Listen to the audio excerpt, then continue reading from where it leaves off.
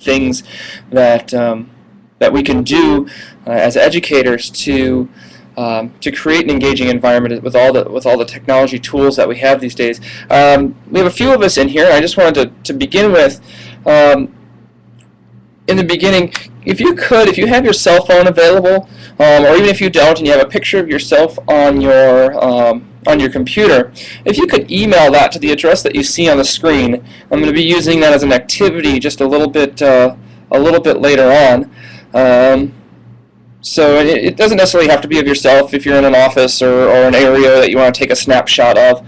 Just go ahead and do that, and during the beginning part, get that emailed to that email address. I'll read it real quick so that we can, if you're having trouble seeing what it is, it's BOARD60 TAME TAME at photos.flickr.com. I want to jot that down because I'll take it off the screen here in a second. But if you could just email a picture to that, and we'll have a little activity where I'll reference that a little bit later on, that would be great. I just want to get a little background about who's in the room. I'm going to open up a poll here, and so you should be able to see a poll now. If you could, I just want to see who I have in the audience and can maybe kind of tailor the presentation as we go along.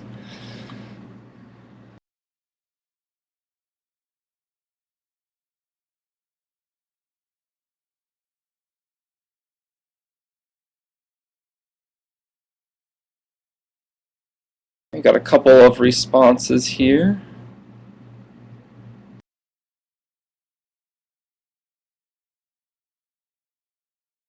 It looks like we had a few new people enter the room. If we could, we're just taking a poll so I can see what audience that we have.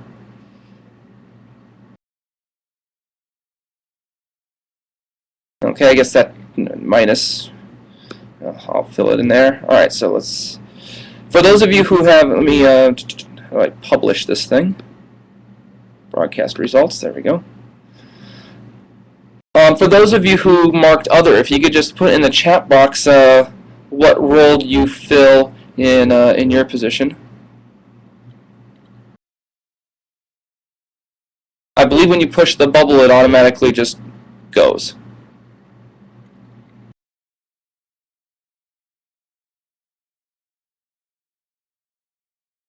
Alright, it looks like we have a split here.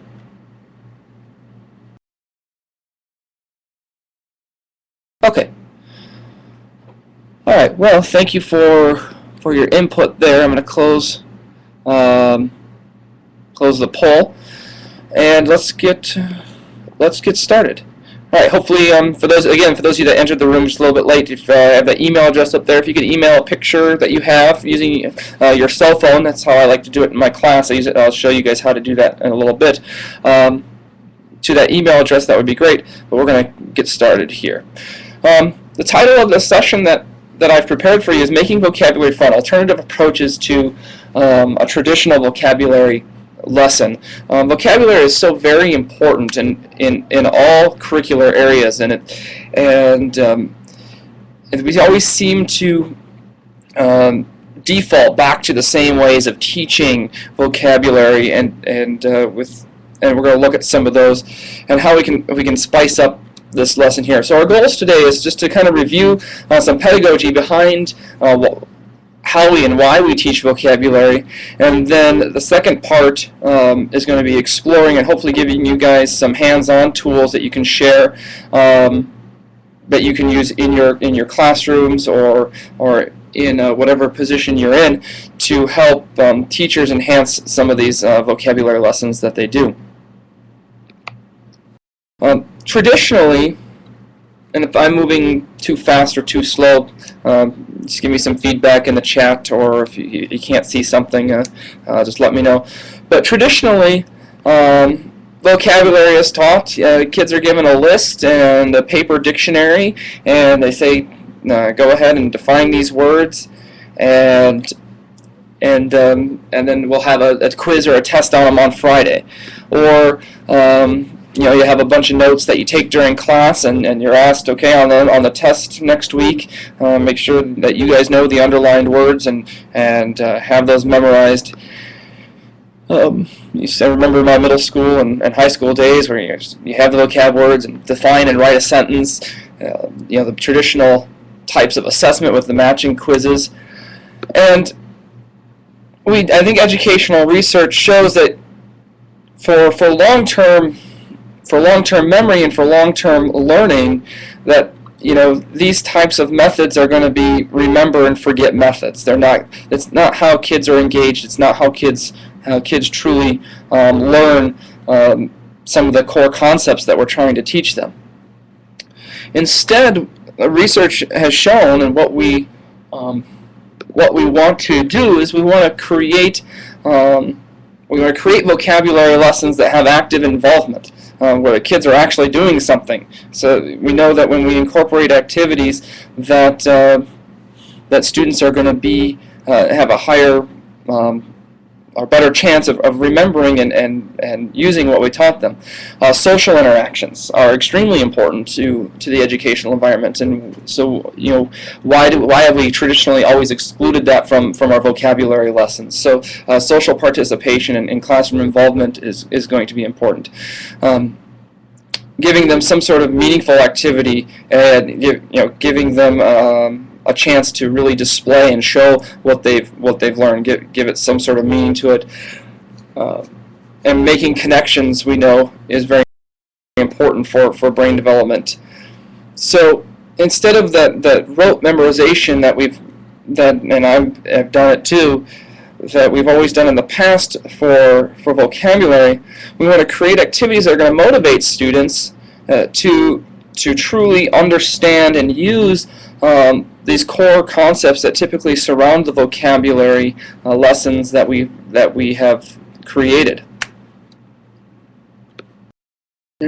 So we all know that this is with using these types of strategies in our classrooms, that this is how this is really how our students learn. So how can we harness that for even the simple vocabulary tasks in our day-to-day classroom? Okay. I think it's always important to revisit Bloom's taxonomy. And again, traditionally, I think vocabulary is taught down at that lowest level, that memorization level that of Bloom's taxonomy.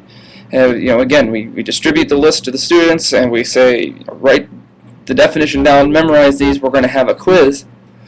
But very rarely do we get up to those creating levels of Bloom's taxonomy. And in every lesson, even with vocabulary, I think through the use of multimedia and giving students an authentic audience, we can move these what have been traditionally lower levels of Bloom's taxonomy up here and create vocabulary lessons that are engaging, and the students are creating authentic products for their classmates and for other schools that will help them learn and retain the vocabulary that we want them to do, and it's going to make it a much more worthwhile experience for them.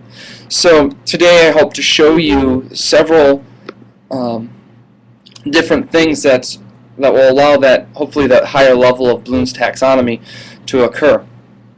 And we all know that having lessons that align with good standards and good objectives is very important. We want to have a target, and now with the emphasis on 21st century learning, the ISTE standards, the NET standards that we have for students, should also now be started to be incorporated into all of our lessons. So I picked out two of the NET standards with the creativity and the communication and collaboration that can be easily incorporated into any vocabulary lesson that we have in any grade level, whether it be elementary all the way up through the university level. So again, it's important that we remember these NET standards that we have and fold them in to the lessons that we are doing. Are there any questions first before we move on to some of the examples and things that you can do in the classroom? Anybody have anything that they want to add or say?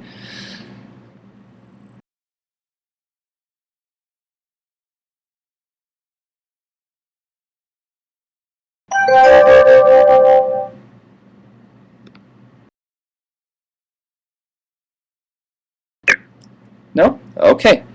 Here we go. So, multimedia and vocabulary.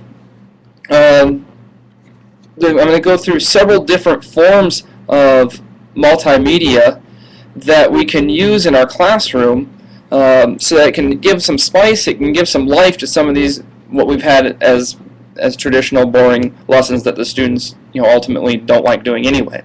So I'm going to go through some different things that we have available to us. I work on a Mac platform, but in each example I'm going to try to give web-based tools and both PC and Mac alternatives for just about every type of activity that you could do. Okay. So the first media type that I want to look at is the use of photographs in the classroom. Okay. With the prevalence of digital cameras and cell phones and just the way to create pictures anymore, it's so easy to use, and I don't see it being used as much in classrooms yet. For vocabulary, the example that I have in front of you there is just a snapshot of a large pumpkin that a guy grew. It's a good example of the vocabulary term there, and a photo like this is very easy for a student to create, and I think they're gonna remember the vocabulary term a lot better if they can associate that visual representation with the definition and the part of speech there. So different things that we can do here now, different tools that we have to work with photos, and I'll demonstrate a couple of these for you. On the PC side, yes, I did get those from Flickr, and I'll be demonstrating Flickr in just a second. It's a great place to publish. Thanks for the question, Rob. Just some tools that we have for working with photos. On the PC side, the elementary and middle schools, Microsoft Paint is a great application to manipulate and edit photos. They can write and annotate and do all sorts of great stuff with Paint. It's oftentimes an underappreciated tool that comes built in with the Windows operating system. PowerPoint on both the Mac and the PC side actually, can be used as a photo editor, and I'll demonstrate that here in just a second. If you're fortunate enough to have Photoshop on your machines, again, a great tool to use. KidPix, a lot of schools use that. It's a relatively inexpensive program that you can use to annotate and mess around with photos and do. And then on the AppleWorks is now a free download on the Mac side, and GIMP is an open source solution on the Mac side to Photoshop that you can download and install for free, that allows you to manipulate and work with photos. But I think I want to demonstrate for you now real quickly how you can use, because I think PowerPoint is pretty accessible across most of our schools, and it can be used to create some of these photos relatively quickly and easily, and allows them to show you. So I'm going to switch over to my desktop here. Give me just a second. Share my computer screen.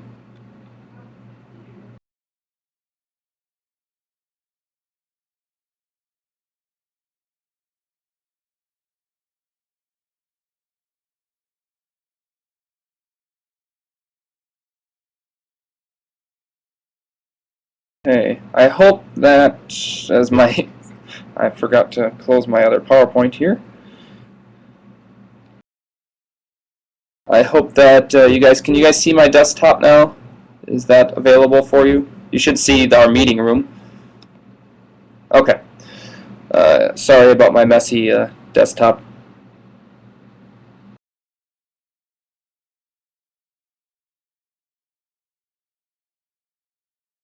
Alright, so I'm just going to open PowerPoint here. And if you're familiar with the Windows ribbon bar, all the features are basically the same. So With PowerPoints, one of the things that you can do with PowerPoint is obviously is add pictures. And so we're going to go in, and I'm just going to grab a picture from my photo library here that I can use to demonstrate a vocabulary word. I'm going to scroll down here.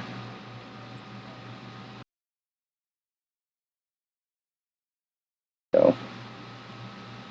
There we go. It's here.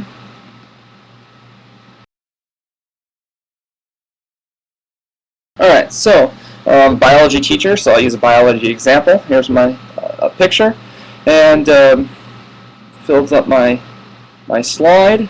Okay, good. And you can use either word art or just a simple text box. And this is a karyotype. And so we can just add that there. And if I want to use a text box, maybe to provide a definition if I want, a visual rep.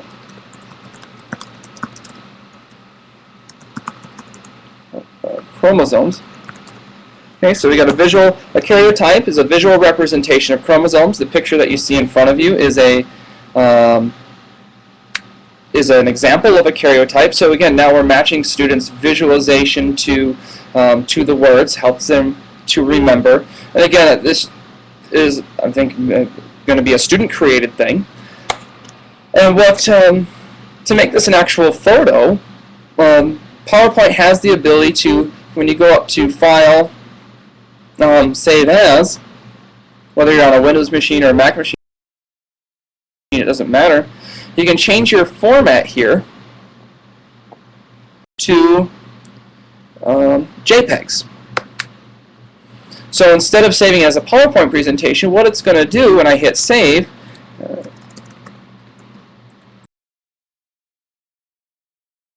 is it's going to create a folder. And so it's saved in my documents, the karyotype example. Instead of the slides, it saved an actual JPEG image, a picture of the slide that I created. Okay, so if I minimize this here and go to my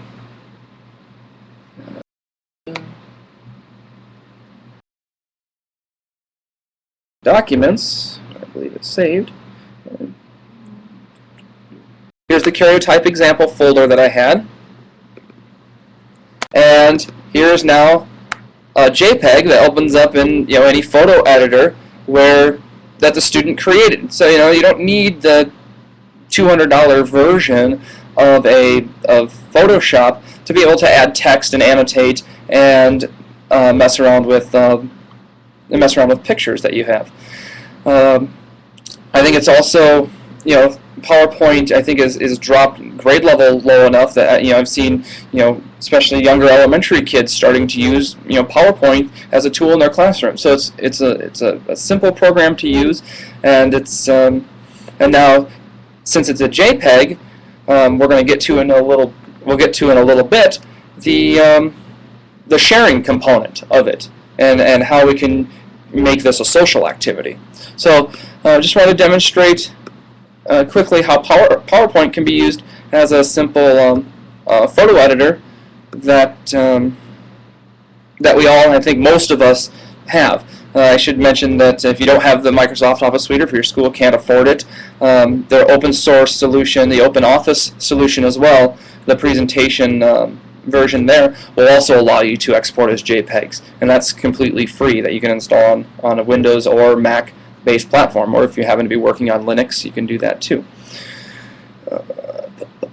Where did my connect room go? There we go.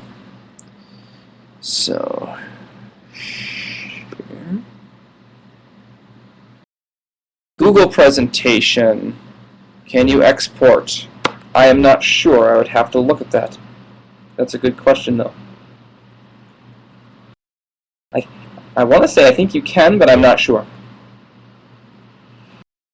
Uh-oh, which version of this do I have?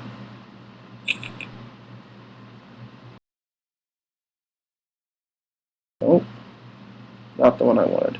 Oh yeah, it was. Okay. So again, I think you have the idea. Again, ultimately, I used the karyotype example that I used was obviously a publisher from my biology textbook, a publisher given. Ultimately, you would want these to be student-created scenarios, like in my opening the slide before here. If I could just go back, where they actually are going to take a picture and then edit it themselves. Especially at the high school level, with the amount of cell phones that are out there, I have students using their cell phones in my classroom to take pictures during labs, because there's the visual component of that is that they can then take back and they can include that in their lab reports or share it what they found. So that's really kind of cool. So that kind of segues into sharing the photos and the collaborative part of this. However you choose to take the picture or edit the picture, there's lots of different ways that we can be social with them. Flickr is a great website, and let's see now if anybody was brave enough to upload a picture. Oh, good. Got some pictures here. Let me share my desktop if I can show you.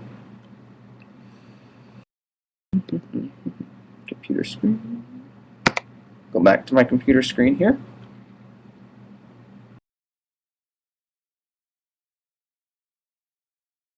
Alright, so here's my Flickr site. What I did in the beginning is every Flickr site that you have can be attached to a specific email address, so that you can, instead of having to go to the website itself, you can upload a picture of directly from either your web browser, your email, or you can do it using your cell phone. So what I have done in the past, and I wish I had examples of, I'll tell you a little story here. What I have done with this tool in the past is during anatomy class, when they're doing dissections, I had them take pictures of their dissections with their cell phones as they go along of the structures that they're supposed to identify, the key vocabulary structures that they're supposed to have. And then they upload them to Flickr, and then you can edit the caption and whatnot. I didn't explain that at the beginning, but you can actually edit the tags and the title of your photo by including it in the subject line and the message body in the cell phone. And so the kids could go ahead and upload those pictures during science class, and it works for any lab. I find it works great in dissections, because it's with 23 kids in the classroom doing dissections, it's so hard for me to get to every single group to make sure they're identifying all the correct structures. And then once they get to Flickr, and we use this wonderful photo right here, he also included all of his information there. Very, very good. I can now add a note right here, and the note that I can do, it's like, if you ever worked with Facebook, it's kind of like tagging Facebook. So for the assessment part of the lab, then I can do is, if they correctly identify the structure, and I can tag it whatever I want. So I would have them put the name of, well, here, let's be anatomy here, head, and save. And so by adding that note there and tagging the particular structure in the picture, they have now, they've proven to me, and I can use that as an assessment tool for a dissection lab. And it's great that you can do it in a chemistry lab or any science lab if you want them to identify key components of the lab as they go along. It's a very unobtrusive way to use the cell phones in the class. I've been seeing a few questions pop up. Flickr is completely free. In my particular environment, most of my students have unlimited text messaging plans and multimedia messaging plans, so it's not a big deal for them to use their cell phones in class and upload the pictures. There's going to be costs involved with using text messagings with the students' carriers. But an alternative way around that, if your school has a set of just digital cameras that you can bring in during the class, you can do the exact same thing. Just have them use the digital cameras during class, and then take care of the uploading Either they can do it at home or during the next lesson. Teach them how to upload digital pictures to Flickr using just either their email addresses, or you can go right to on your home page when you create an account. And again, this account's free. You can upload photos and videos right from your machine. So, if you have a computer lab, after you do your lab one day, take them to the computer lab next and do your uploading there, and away you go. Another caution there is to some schools, if you have content filters, Flickr is a social networking site for photographs, so sometimes it gets snagged by the filters, but usually that's easily fixed by talk to your network administrator, say, hey, this is my lesson plan, this is what I want to do with Flickr website, and hopefully they'll be more than happy to open that up for you. So any questions about using Flickr in the classroom? Other ideas? Thoughts? Yeah, I would shoot big, go for the iPhone. That's what's on my wish list.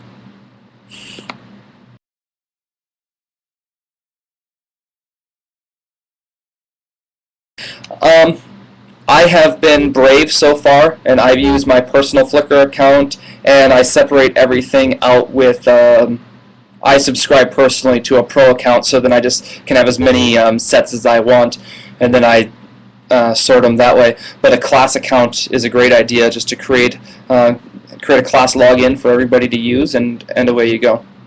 Yeah, I give students the mobile access. I give them the email address. The nice thing about the email address, though, is you can regenerate the web address, the email address.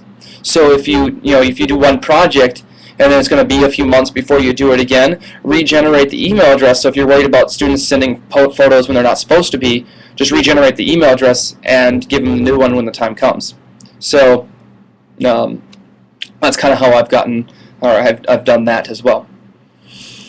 The reason that I couldn't show you my anatomy examples from last year was Flickr flagged my account as inappropriate content because we were dissecting cats, and we had all these pictures of dissected cats on my Flickr account, and it got flagged several times by other viewers, and so before I could get my Flickr account back, I had to delete all those dissected pictures. So when I do it again, I'm going to create a class account, and then if Flickr flags it, I don't care, because the kids can still view them as long as they have the password. So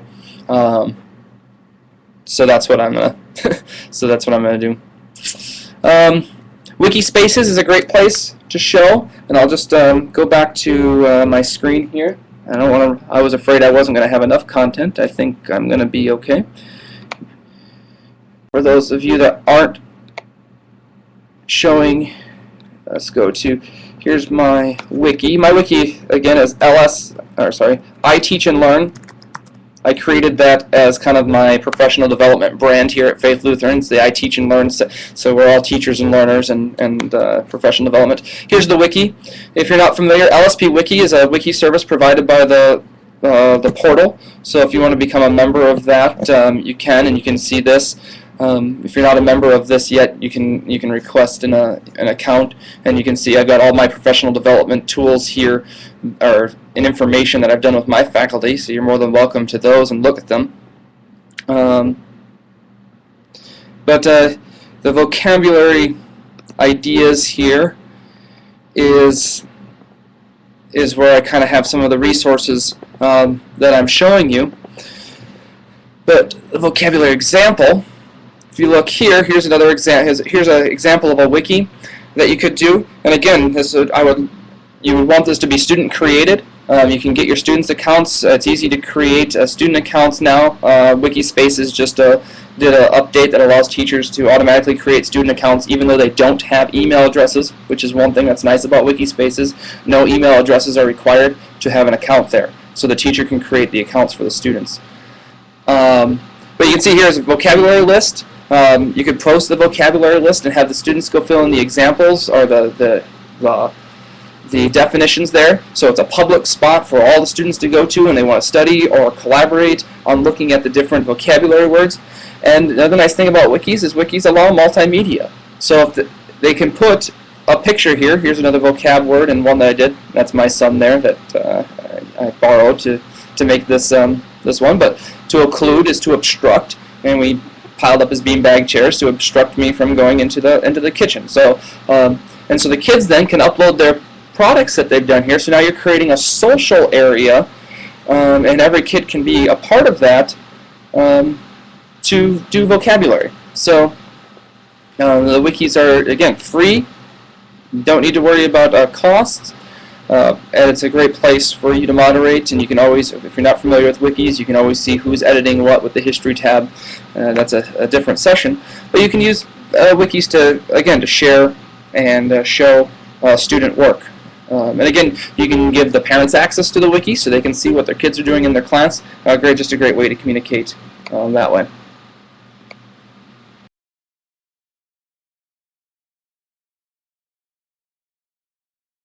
I think Ning's another great site. VoiceThread. I do want to show you my VoiceThread here, an example that I've done that I did with my biology class.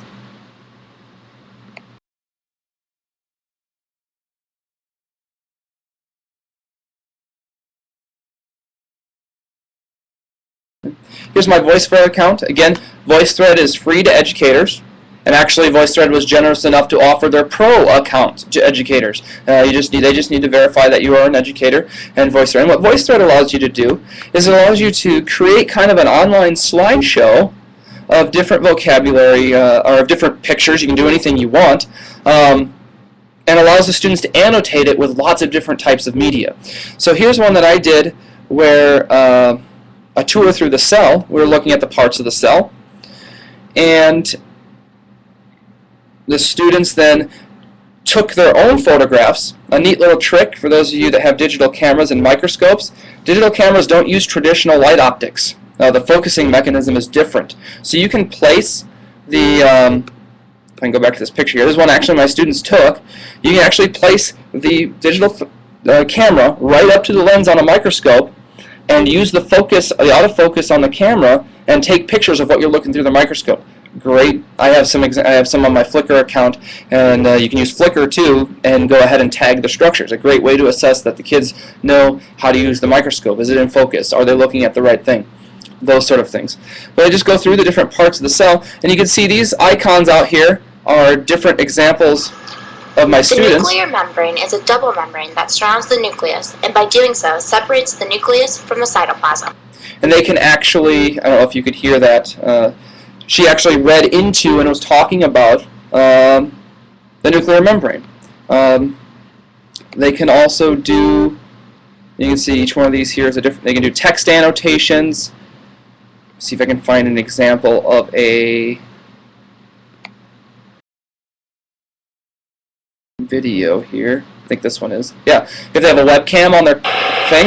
The mitochondria are known as the cellular power plants because they supply the cell with ATP, which is used for energy. Where they can. They also control the cell growth and cell cycles. Take her away. Where they can actually do video, and each kid then can annotate and talk about the different parts of whatever. I've seen great history lessons done this way. I've seen science lessons done this way. A great way to tell a story using English, doing dramas, all sorts of crazy stuff that you can do with VoiceThread. And again, free to educators. The pro account's free to educators. You can have as many VoiceThreads as you want. So VoiceThread's a great tool for vocabulary. But I think I'm going to move on to a different media here. Movies can be shot if you have video cameras at your school. Great.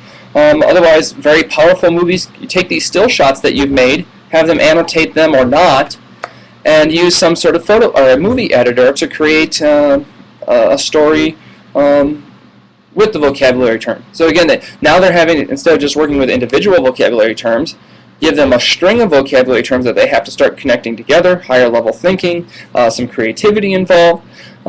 So So movies can be a very powerful mechanism too. I'm just going to show you a snippet of a photo story that one of our students did. Just to give you a little background, her task was to demonstrate that Christ truly did die on the cross, to thwart the fallacy that, oh, Christ didn't die on the cross, they just pulled him down when he was barely alive, and so there truly wasn't a resurrection. So what she did was created a photo story and went through, and she had to understand the theological vocabulary. She has biblical evidence in there, as well as medical vocabulary. She tied the two together to show that Christ truly did. It was impossible for him not to have died on the cross. So I'm not going to show you the whole thing, but let me show you photo story here real quick. Through evidence found in the Bible,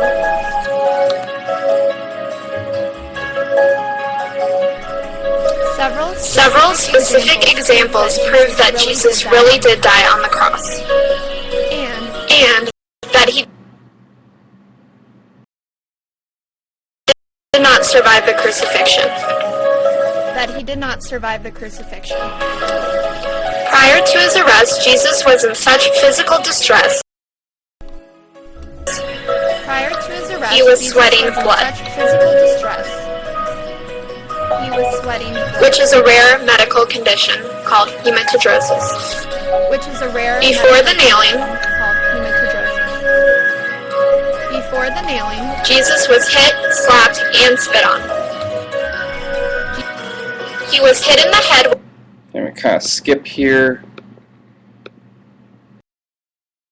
Would have to lift himself up to breathe, rubbing his raw back in the process. Eventually, they would not be able to, succumbing to suffocation. After the heart began racing due to too much acidity in the blood, or respiratory acidosis, he would then be stabbed to assure his death. The proof in the Bible gives overwhelming support to that Jesus really did die. The pain and the blood loss from the flogging, prior to even hanging on the cross, killed most men. But the biggest proof of all is he was stabbed in the heart. Roman soldiers would have made certain he was dead, otherwise they would be killed. Okay, so there's just an example of how photo story can be used to tie across several concepts. Obviously some advanced vocabulary was used there, good theological concepts were used, good science concepts were used. I thought that was a great example of how photo story is. Photo story is only on the Windows platform, free download from Microsoft. You can do the exact same thing using iMovie or iPhoto on the Mac platform. But again, another way to start getting some of those higher level thinking objectives and things out there. So again, tools for using movies. You got Windows Movie Maker, comes free on all PC machines. Photo Story 3 is a free download that you can go get from Microsoft. If you're fortunate enough to again have Adobe suites, you can get Adobe Elements or Pro. And then on the Mac side, you can see iPhoto and the Final Cut Express or Pro. My screen just clipped there, sorry. Animoto, if you're not familiar with that, great online tool for creating videos online. I have an example here of a Spanish teacher, not one of ours. It's an example that Animoto has right on their page. Of a Spanish one that was done.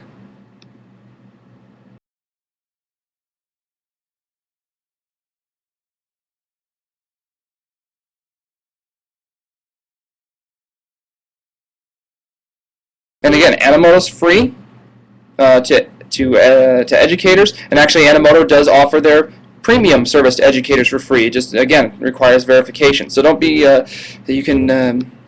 Here's a Spanish vocab lesson, and videos are really powerful for especially foreign languages and ESL students because they can start connecting the audio to the video. But here's what Animoto can do. I'm going to pause it real quick. What Animoto does is you upload a bunch of pictures to the website, you choose some music, and then it automatically creates this really cool dynamic video for you. So here's kind of what here's what a Spanish teacher has done with Animoto. And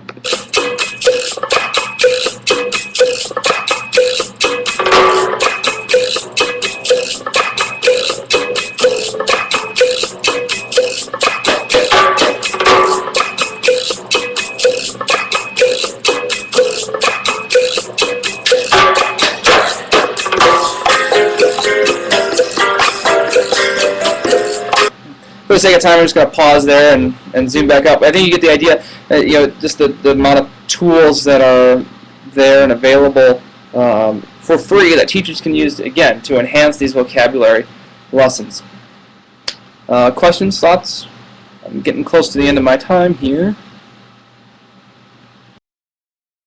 Podcasting, again, great way for vocabulary terms to be done. Again, foreign languages, ESL students can benefit greatly from hearing the terms.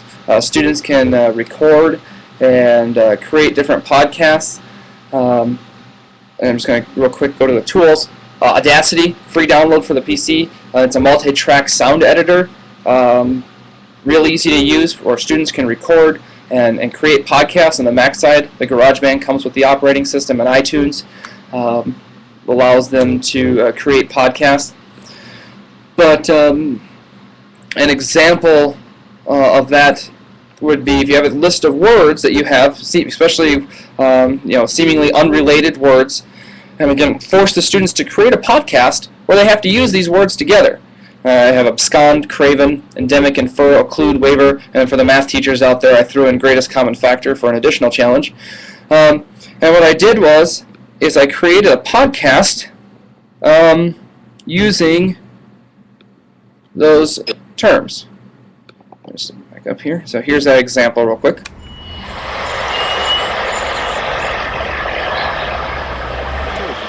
George was walking through the park when he saw an endemic pigeon waver. George asked the pigeon, "What's wrong, pigeon?" "What's wrong, pigeon?"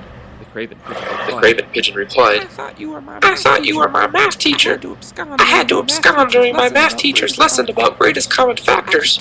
I just don't get it. Across the way, George saw an elephant with a nose so large that it occluded George's view of the elephant's face. The elephant gave the pigeon and George a caustic look. George inferred that this elephant was the pigeon's math teacher. The elephant with the giant nose started to walk towards them. George felt craven, and just as the elephant walked up to take them away, George woke up and realized that he had fallen asleep doing his math homework. He continued working on the greatest common factor of 6 and 15 as he wrote down 3. Okay, so so you can take a podcast and just have them. I just made up a silly story. I actually published it. You could take it farther and publish those podcasts to a blog. And have that you can subscribe via RSS. Again, a whole another session. But podcasting can be used to do lots of different things. What one of our I've seen Spanish teachers do is kind of have a word of the day podcast where they correctly pronunciate the vocabulary terms and do that, so the kids and their RSS readers will get a word of the day and actually have the audio sample, or they can subscribe to it on iTunes so they get it in their iPods and can listen to a real person, or a real Spanish speaker, and hear what it's supposed to sound like. So you can start incorporating some mobile technologies in there. You can create a gadget if you have a Google domain. You can create a gadget for your page for your kids. All sorts of crazy stuff that you can do.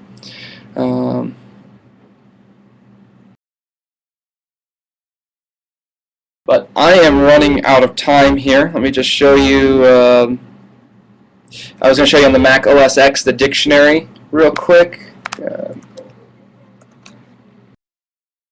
Screen sharing.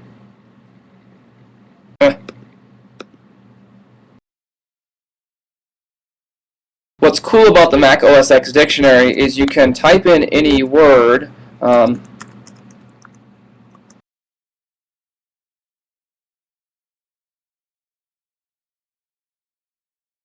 And here's my dictionary that I have.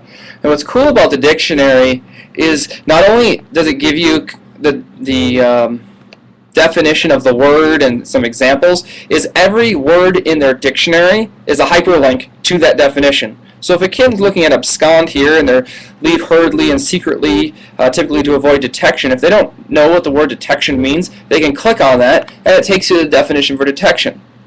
And they can read that, oh, I don't know what identifying means. They can go to that, and before you know it, they can have this whole trail of their own vocabulary words that they now can learn using this nifty little tool because of all these hyperlinks built into the OSX dictionary, which is cool.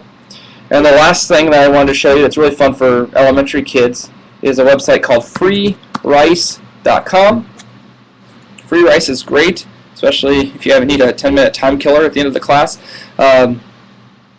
It is a vocabulary test. It goes through, and you can take the test. And every time they get one correctly, the sponsors of the site actually donate rice to people who need food in third world countries. So not only are you teaching your kids vocabulary, you're teaching them a social lesson about world and global awareness as well. And what I've liked about freerice.com recently is they allow you to change subjects. So you can do famous paintings, chemistry symbols, regular vocab and grammar, geography identification, foreign languages, math concepts. So it can be, again, Free Rice is a great free site for kids just to go do a social good deed and allow for them to learn at the same time. So that brings me to the end of my time. I hope you all were able to take something away from my presentation. I appreciate you guys for coming, and I think I'll let Bernard. Thank you so much, John. I really here. appreciate just the wealth of ideas, just a ton of resources for many of us to check out, and I know that some on the side were adding some of their own links. The links should work and the things like that in the recording so people can check it out. Please do consider using these recordings, the after-the-fact recordings. You can always use them for professional development in your school. Maybe gather with a couple of people, use it as a discussion starter. I'm going to stop the recording, and then I'll have a few announcements.